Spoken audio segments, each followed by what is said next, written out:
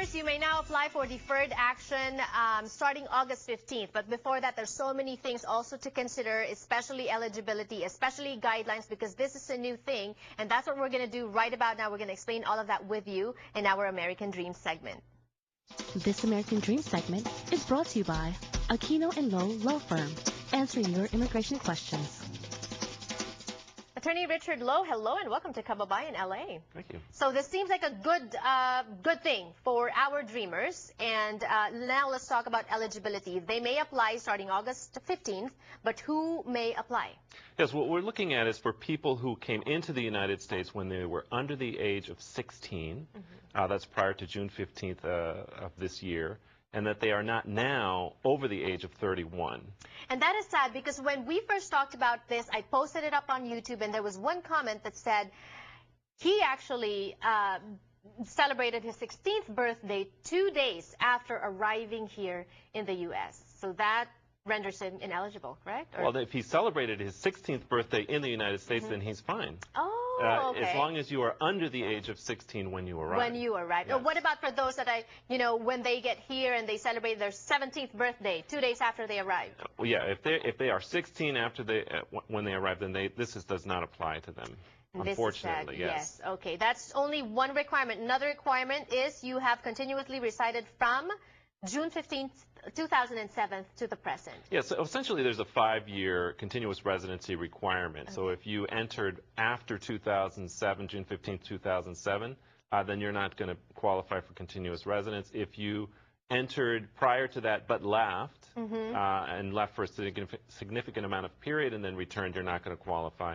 And also it's important that you're out of status as of June 15th. And that is why it says here also you need to be physically present. You should have been physically present here in the U.S. by June 15th, 2012. That's right. You can't come now and expect to get the benefits, or even if you had been continuously residing in the United States for some period of time but left, if you weren't here on June 15th, you're not going to be able to. And you have to be in school?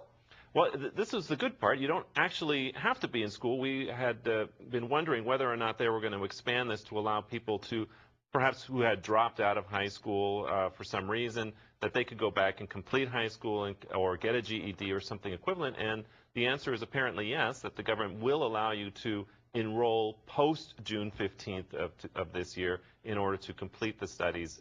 And so really at the time of application is when you need to be enrolled in school or have completed your GED. All right, sounds good. So it looks like this is really going to happen. A lot of people are hopeful. And if you find yourself in that, do they have to satisfy all the criteria that we mentioned? Yes, they have to satisfy all the criteria. And it's important because there are a lot of small criteria. For example, misdemeanors, if you have a DUI, a single DUI, which is normally not thought of as a very significant misdemeanor, but under this deferred action, it will be considered a significant misdemeanor. Although expungements will be considered as well, so that's a trade-off. But that's a long process, and then now you have to get a criminal defense lawyer to help you with their expungement, and then an immigration lawyer, right?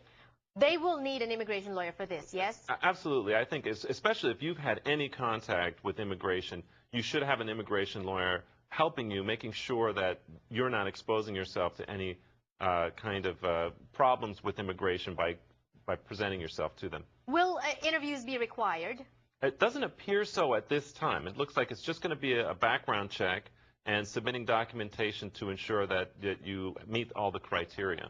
And it says here, if deferred action is granted, you may actually be able to travel. Yeah, that's an exciting prospect. There are people who have been here for many years and who have not been able to go home and visit loved ones. And it does appear that once you receive a grant of deferred action, that you will then be able to apply for advanced parole. And if you are given advanced parole, you can leave the country and return safely. All right, you heard that. That's the number to call on the screen. I would just like to make mention of so that you can start filing applications by August 15th.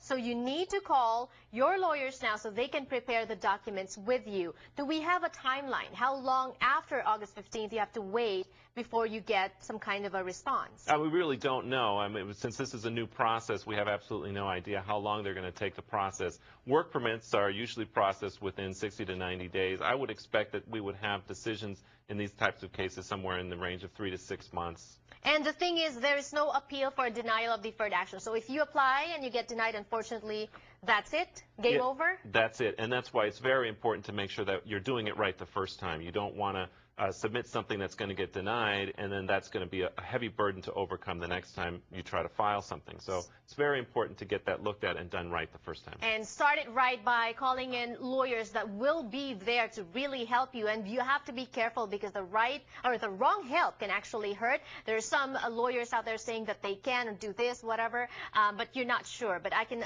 assure you, Attorney Aquino and Attorney Allison Aquino and Attorney Richard Lowe of Aquino and Lowe, they can help you. They help me. That's the number to call on the screen. Filing fee is? Filing fee is going to be just the employment filing fee, which is $465 total.